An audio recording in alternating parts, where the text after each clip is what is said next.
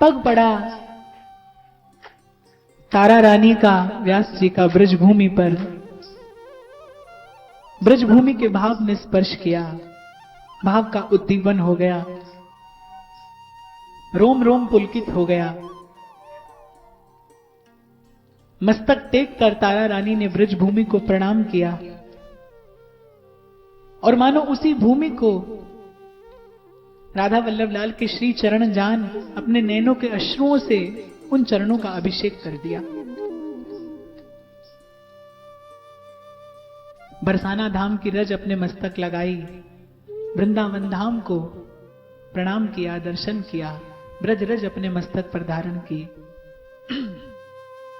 और वृंदावन से मथुरा और मथुरा से कुछ कोस की दूरी पर एक ग्राम है बाद ग्राम। वहां जाकर वो काफिला रुका।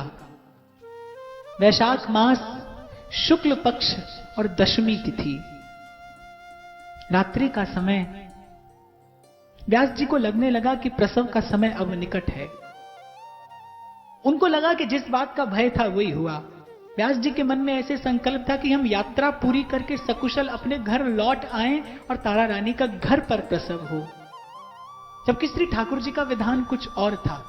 सारे संसार को वृंदावन का रस प्रदान करने वाला, सारे संसार को वृंदावन का अपरूप रूप बताने वाला स्वयं संसार के किसी अन्य स्थान पर कैसे प्रकट हो जाता।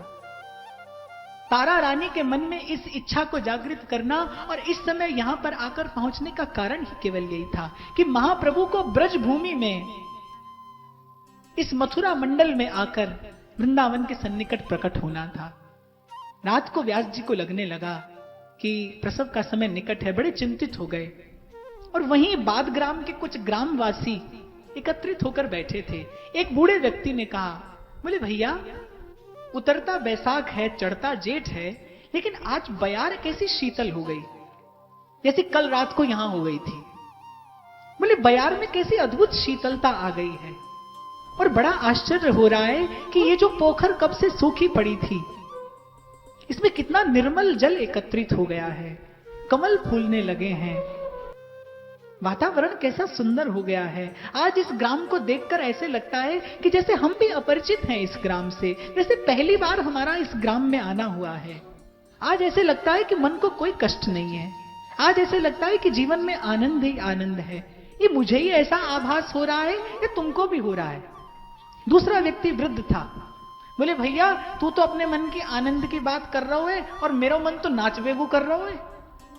मैं तो या मारे चुप बैठो हूं कि बालक कहा कहेंगे कि आज बूढ़े चौधरी को जवानी आ रही है। मैं तो या मारे चुप बैठो हूं, अपने मन की बात तुम पे कही नहीं। प्रत्येक व्यक्ति के मन में आनंद है, प्रत्येक व्यक्ति के मन में एक अनजाना सा उल्लास है। व्यास जी आए, ग्रामवासियों ने देखा कि कोई ब्राह्मण है, अतिथि हैं। पूछा कि आपकी क्या सेवा कर सकते हैं। व्यास जी ने अपनी सारी बात कह दी कि मेरी पत्नी इस समय आसन्न प्रसवा है और उनकी स्थिति देखकर ऐसा लगता है कि जैसे उनको प्रसव अब होने ही वाला है।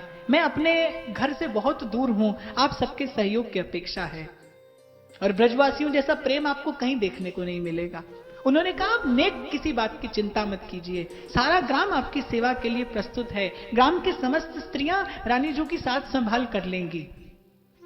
ये तो हम सब का सौभाग्य है कि हमको आपका आतिथ्य मिला है। और व्यास जी मन ही मन सोच रहे हैं कि मेरा ये सौभाग्य है। मन में तो ये चिंतन था कि यात्रा पूरी करके सकुशल घर लौट जाऊं और बालक का जन्म हो, लेकिन शायद नृसिंह आश्रम जी की बात स्मरण आ गई कि इस बालक के रूप में कोई और नहीं, वृंदावन बिहारी की वंशी प्रकट होने वाली है। और वंशी का वो नाद, ठाकुर जी ने वृंदावन छोड़ा लोक की लीला में।